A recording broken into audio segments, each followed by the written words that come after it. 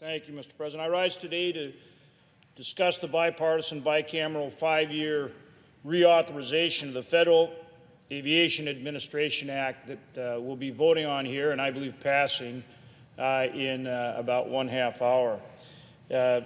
This is the first 5-year reauthorization for the FAA since 1982, providing long-term certainty for our aviation infrastructure while ensuring that we continue to have the safest, most efficient aerospace system in the world. The bill continues to provide stable funding for the Airport Improvement Program, which supports construction, rehabilitation, and development of airports of all sizes, including the construction of the new Williston Basin International Airport in North Dakota for the first new air carrier airport, the first new air carrier airport built in the United States in over 9 years. And very much needed because it's right in the heart of the Bakken. We've had incredible energy development there. We now produce, between 1.2 and 1.3 million barrels a day, second only to Texas. So we have a lot of people coming in, a lot of infrastructure being developed, and obviously air service is incredibly important. And I can't thank the FAA enough for recognizing that we not only needed an expansion of airport facilities, but that we needed to build a whole new airport because they were closed in by the community of Williston. So again, this is the first new air carrier airport built in the United States in over 9 years, and it really is tremendous. And it's not just about serving Williston, it's about serving all of northwest North Dakota as well as parts of eastern Montana and a very important growing energy industry area for our nation. So that shows the importance of the kind of provisions that we have in this legislation and how it affects every part of our great nation.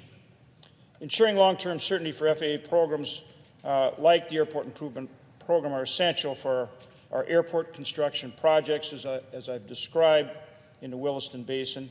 And it's particularly important that we have this funding and that we're able to utilize it in an efficient way.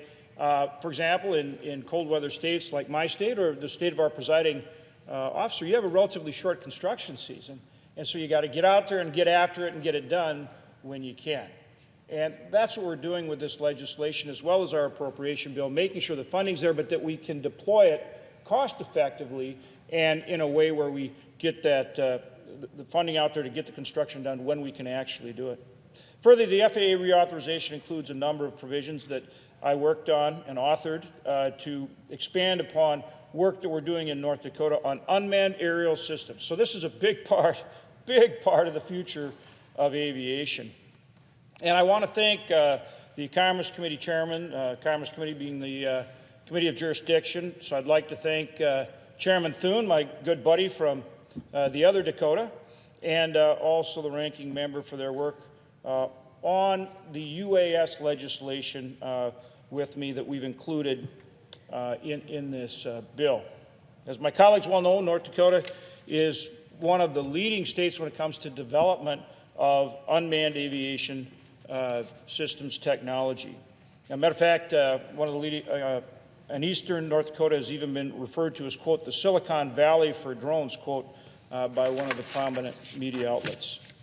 Our Northern Plains Unmanned Aircraft Systems Test Site in Grand Forks, North Dakota is one of 7 UAS research and development sites in the nation, providing the proving grounds for a range of from UAS testing, from one pilot operations and precision agriculture to military applications, defense applications, border security, energy industry, just the whole gamut of military, border protection, and commercial agricultural uses for unmanned aviation. For example, one of the golf courses in Grand Forks, the Kings Walk Golf Course, which I think was actually designed by Arnold Palmer, so it's a very nice golf course, has begun delivering food to golfers on the golf course using drones. So that's pretty cool, and it's a sign of things to come, right?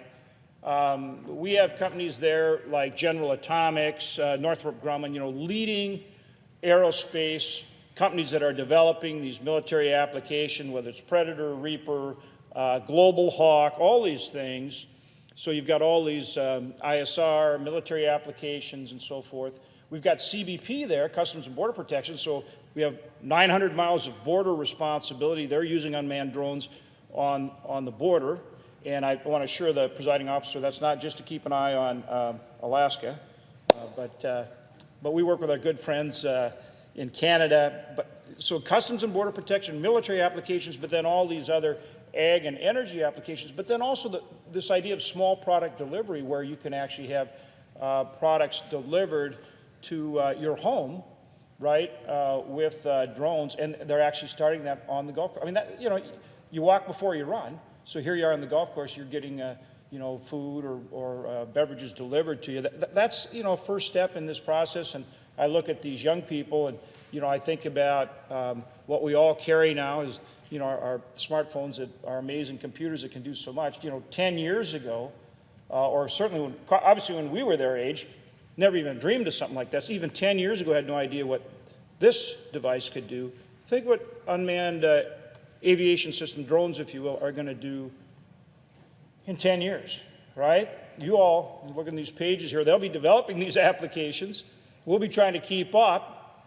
The guys like me and the presiding officer, we'll be trying to keep up with these young people, but it's going to be amazing. And we have no idea all the amazing things and applications that are going to be developed, and that's why we've worked so hard in this area, and that's why I'm pleased. I actually, back in 2011, worked on the legislation and authored a lot of it that set up the test sites that we have. And we were actually the first test site named, and what we've been able to include in this bill is another 5-year extension of those test sites. And that's really important because the work we're doing out there, as I mentioned, some of the great companies we have, they have to know that they're going to be able to continue to operate on those test sites, and we have a lot of special things that go into making sure that they have the airspace so that they can fly these unmanned aircraft and do the testing and the development, whether it's high level, like I described for something like Global Hawk, which is a very large jet aircraft, all the way down to these small drones that are delivering food products on the golf course, right? We got to do it all.